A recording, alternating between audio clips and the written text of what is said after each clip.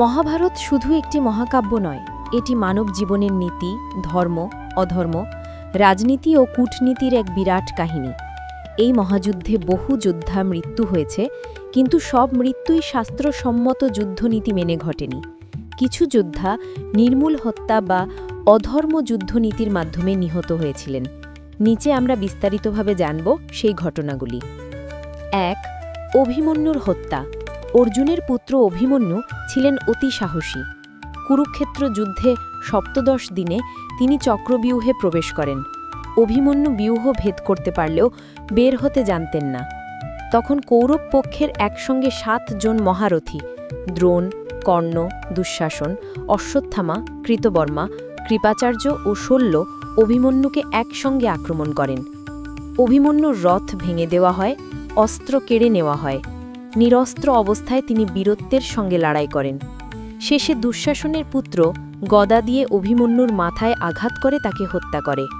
এটি মহাভারতের সবচেয়ে জঘন্য নির্মূল হত্যার ঘটনা। ২. ভীষ্মের পতন। ভীষ্ম ছিলেন আজীবন ব্রহ্মচারী এবং কুরুক্ষেত্র যুদ্ধে কৌরব পক্ষের সেনাপতি। তাকে কেউ পরাজিত করতে পারছিল না। তখন শিখণ্ডীর পাড়ালে থেকে অর্জুন তীর নিক্ষেপ করেন। শিখণ্ডী ছিলেন পূর্বজন্মে অম্বা, যার প্রতি ভীষ্ম অন্যায় করেছিলেন। ভীষ্ম শিখণ্ডীর বিরুদ্ধে অস্ত্র তুলবেন না বলে প্রতিজ্ঞাবদ্ধ ছিলেন। সুযোগ নিয়ে অর্জুন শত শত তীর নিক্ষেপ করেন এবং ভীষ্ম শরশয্যায় পতিত হন। ন্যায় অন্যায়ের সীমারেখায় হলেও একে নির্মূল হত্যা বলা হয়। ৩.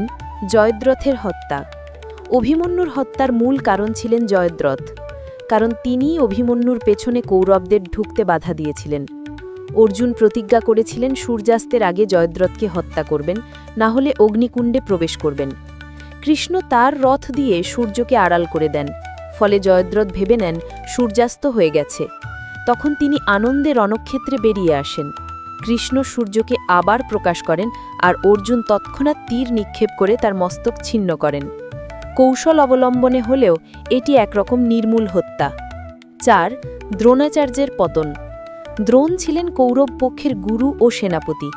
তিনি অপরাজেয় ছিলেন। তখন কৃষ্ণ এক কৌশল সাজালেন। ভীম অশ্বত্থামার নাম নিয়ে একটি মিথ্যা প্রচার করেন। অশ্বত্থামা নিহত। দ্রোণ সন্দেহ করলে তিনি যুধিষ্ঠিরকে জিজ্ঞাসা করেন, যিনি সর্বদা সত্যবাদী। যুধিষ্ঠির বলেন, অশ্বত্থামা নিহত, এবং খুব আস্তে বলেন, হাতি। দ্রোণ ভেবে নেন তার পুত্র অশ্বত্থামা মারা গেছে। মানসিকভাবে ভেঙে পড়ে তিনি অস্ত্র ত্যাগ করেন। সুযোগ নিয়ে ধৃষ্টদ্যুম্ন তাকে হত্যা করেন। এটিও এক নির্মূল হত্যার ঘটনা। ৫. কর্ণের হত্যা। কর্ণ ছিলেন কৌরব পক্ষের প্রধান মহাবীর। সপ্তদশ দিনে তিনি অর্জুনের সঙ্গে যুদ্ধ করতে করতে রথচক্রে আটকে যান। কর্ণ তখন শস্ত্রবিহীন অবস্থায় রথচক্র তুলতে ব্যস্ত ছিলেন। তিনি যুদ্ধনীতির কথা বলে একটু বিরতি চান। কৃষ্ণ অর্জুনকে বলেন, অভিমন্যুকে কি নিয়ম মেনে হত্যা করা হয়েছিল? অর্জুন সুযোগ নিয়ে ব্রহ্মাস্ত্র নিক্ষেপ করেন। কর্ণ নিহত হন। এই ঘটনাকেও নির্মূল হত্যা বলা হয়। ৬. দ্রোণাচার্যের পুত্র অশ্বত্থামার প্রতিশোধ। যুদ্ধের পর অশ্বত্থামা রাতে পাণ্ডবদের শিবিরে আক্রমণ করেন। তিনি ঘুমন্ত অবস্থায় দ্রুপদপুত্র ধৃষ্টদ্যুম্নকে হত্যা করেন। অনেক যোদ্ধা রাতের অন্ধকারে নিহত হন। এটি নির্মম নির্মূল হত্যার আরেক উদাহরণ। মহাভারতের যুদ্ধ শুধু ন্যায় অন্যায়ের লড়াই নয়, এটি মানুষের আবেগ, প্রতিশোধ, প্রতিজ্ঞা ও কৌশলেরও প্রতিফলন। অভিমন্যু, কর্ণ, দ্রোণ, ভীষ্ম, জয়দ্রথ প্রমুখ মহাযোদ্ধারা সরাসরি যুদ্ধনীতির বাইরে গিয়ে নিহত হয়েছিলেন।